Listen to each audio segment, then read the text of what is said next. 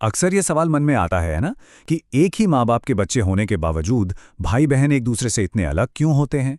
या फिर कुछ लोग आसानी से बीमार पड़ जाते हैं जबकि कुछ दूसरे हमेशा सेहतमंद रहते हैं। इन सभी सवालों का जवाब दरअसल बायोलॉजी के एक बहुत ही मजबूत सिद्धांत में छिपा है, विविधता यानी वेरिएबिलिटी। तो चलिए आज इसी दिलचस्प दुनिया में उतरते हैं और समझते हैं कि हम सब इतने अनोखे क्यों हैं।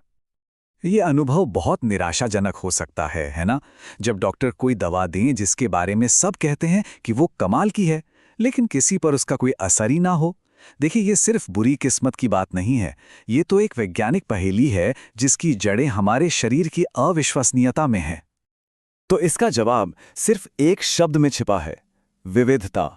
लेकिन रुकिए, ये सिर्फ एक शब्द नहीं है, ये तो जिंदगी का एक बुनियादी नियम है, एक ऐसा डिजाइन जो किसी भी प्रजाति को जिंदा रहने और फलने फूलने में मदद करता है। तो चलिए इस विचार को और खोलते हैं कि अलग होना सिर्फ नॉर्मल नहीं बल्कि बहुत जरूरी है।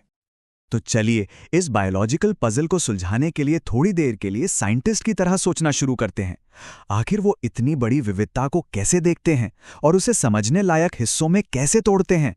चलिए उनके नजरिए पर एक नजर डालते हैं। देखिए, साइंटिस्ट सबसे पहले एक चीज से शुरू करते हैं जिसे वो कहते हैं बायोलॉजिकल वेरिएबिलिटी। इसे ऐसे समझिए जैसे प्रकृति में पीछे से एक हल्का शोर या हलचल हमेशा चलती रहती है। ये वो आम रोजमर्रा के अंतर हैं जो हमें किसी भी ग्रुप में देखने को मिलते हैं। ये कोई गलती नहीं है, ये तो बस जिंदगी का एक हिस्सा है। और ये चीज हमें हर जगह दिखती है जहां भी हम नजर डालें। जैसे किसी क्लास में दो स्टूडेंट्स की हाइट एक जैसी नहीं होती, या एक शहर की जन्म दर दूसरे शहर से थोड़ी अलग हो सकती है। ये जो छोटे मोटे फर्क हैं, यही बायोलॉजिकल वेरिएबिलिटी का दिल है। ये सिर्फ इत्तेफाक से होते हैं। तो ये बायोलॉजिकल वेरिएबिलिटी हमारी बेसलाइन है, मतलब ये वो नॉर्मल रेंज है। लेकिन असली मजा तो तब शुरू होता है जब हमें कोई ऐसा अंतर मिलता है जो इस बेसलाइन से बहुत ज्यादा हो। तब हम समझ जाते हैं कि हम कुछ बड़ा खोजने वाले हैं। जरा इस कमाल के उदाहरण को देखिए। मुंबई और दिल्ली के बर्थ रेट में सिर्फ एक पॉइंट का फर्क है। ये तो महज एक इत्तेफाक हो सकता है, लेकिन दिल्ली और लंदन के बीच का फर्क पूरे 17 पॉइंट। ये बहुत बड़ा फर्क है। ये अंतर सिर्फ संयोग नहीं हो सकता, इसके पीछे जरूर कोई असली ठोस वजह होनी चाहिए। और इसी को साइंटिस्ट कहते हैं रियल वेरिएबिलिटी। यही सबसे जरूरी बात है। जब कोई अंतर इतना बड़ा हो कि वो महज इत्तेफाक ना लगे, तो वो एक सुराग की तरह काम करता है। ये रिसर्च करने वालों को एक बाहरी वजह की तलाश करने के लिए इशारा करता है, एक कारण और उसके प्रभाव के रिश्ते की ओर। इसके कुछ और उदाहरण देखते हैं। जब कोई नई दवा बहुत से लोगों को ठीक कर देती है या कोई वैक्सीन किसी बीमारी को रोक देती है, तो ये रियल वेरिएबिलिटी है। इसकी वजह वो दवा या वैक्सीन है, न कि सिर्फ किस्मत। ठीक है, तो अब हम इत्तेफाक और असली वजह के बीच का फर्क समझ गए। लेकिन कहानी में एक और ट्विस्ट है। कभी-कभी जो अंतर हम देखते हैं वो प्रकृति की वजह से नहीं होता, बल्कि हमारे नापने के तरीके की वजह से होता है। तो चलिए अब एक्सपेरिमेंटल एरर की दुनिया में चलते हैं। इसे कहते हैं एक्सपेरिमेंटल वेरिएबिलिटी, और ये 3 मुख्य वजहों से आ सकती है। पहली, नापने वाले इंसान की गलतियों से। दूसरी, खराब उपकरणों की वजह से। और तीसरी, एक ऐसे ग्रुप पर स्टडी करने से जो पूरी आबादी का सही से प्रतिनिधित्व नहीं करता।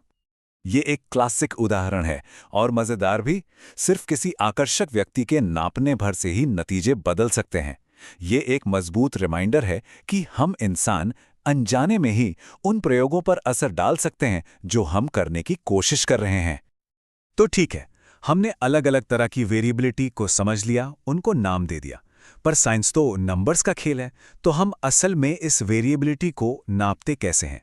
हम इसे एक सोच से एक ठोस माप में कैसे बदलते हैं? सबसे सीधा तरीका है रेंज पता करना, मतलब डेटा में सबसे छोटी और सबसे बड़ी वैल्यू के बीच कितना फासला है। ये काम की चीज है, लेकिन ये पूरी कहानी नहीं बताती, क्योंकि ये बीच के सारे डेटा को नजरअंदाज कर देती है। लेकिन रेंज में एक दिक्कत है, वो सिर्फ सबसे ऊंचे और सबसे नीचे के पॉइंट्स को देखती है, बीच का सब कुछ छूट जाता है। इसीलिए एक ज्यादा पावरफुल टूल है स्टैंडर्ड डेविएशन। इसे ग्रुप फोटो की तरह सोचिए। क्या सब लोग सेंटर में एक साथ चिपक के खड़े हुए हैं, तो ये एक छोटा स्टैंडर्ड डेविएशन है। या क्या लोग पूरे फ्रेम में फैले हुए हैं, तो ये एक बड़ा स्टैंडर्ड डेविएशन है। ये हमें बताता है कि डेटा कितना कसकर बंधा हुआ है। अब यहाँ देखिए, ये है छोटा स्टैंडर्ड डेविएशन। ध्यान दीजिए कि कैसे सारे बार्स लगभग एक ही ऊंचाई के हैं और सारे पॉइंट्स औसत लाइन के बहुत करीब हैं। इसका मतलब है कि नतीजे बहुत कंसिस्टेंट हैं, बहुत ज़्यादा फर्क नहीं है। अब जरा इसकी तुलना इस दूसरे चार्ट से कीजिए। यहाँ स्टैंडर्ड डिविएशन बड़ा है, बार्स की ऊंचाई देखिए, सब अलग अलग हैं और पॉइंट्स औसत से दूर दूर तक फैले हुए हैं। ये है हाई वेरिएबिलिटी। तो इसे याद रखिए, छोटा स्टैंडर्ड डिविएशन मतलब स्थिरता, बड़ा स्टैंडर्ड डिविएशन मतलब अस्थिरता। तो अब हमारे पास टूल्स हैं, हमें पता है कि वेरिएबिलिटी क्या है और इसे कैसे नापना है। तो चलिए इस जानकारी को इस्तेमाल करके अपनी शुरुआती पहेली को हमेशा के लिए सुलझाते हैं। तो हम वापस अपने उसी शुरुआती सवाल पर आ गए हैं। साइंटिस्ट ये कैसे पक्का करते हैं कि किसी नई दवा का असर असली है, सिर्फ एक इत्तेफाक नहीं? और बस यहीं पर सारी कड़ियां जुड़ जाती हैं। साइंटिस्ट स्टैंडर्ड डेविएशन का इस्तेमाल करके नॉर्मल वेरिएबिलिटी की रेंज पता करते हैं। फिर वो देखते हैं कि दवा का असर उस रेंज के अंदर है या बाहर। अगर असर उस नॉर्मल रेंज से बहुत ज्यादा बाहर है तो वो पूरे भरोसे के साथ कह सकते हैं, वाह, यह सिर्फ इत्तेफाक नहीं हो सकता, ये दवा सच में काम कर रही है। यही है एक असली फर्क। तो आखिर में ये सब इतना जरूरी क्यों है? क्योंकि वेरिएबिलिटी को समझना हमें शोर में से सिग्नल को पहचानने की ताकत देता है। ये हमें ये जानने में मदद करता है कि कब कोई चीज सिर्फ एक इत्तेफाक है और कब कुछ वाकई जरूरी हो रहा है। तो ये एक सवाल सोचने पर मजबूर करता है ना, कि हमारी दुनिया में ऐसे और कितने पैटर्न छिपे हुए हैं जिन्हें हम सिर्फ इसलिए नहीं देख पा रहे क्योंकि हमने अभी तक उनकी वेरिएबिलिटी को नापने की कोशिश ही नहीं की। संभावनाएं वाकई में अनंत हैं।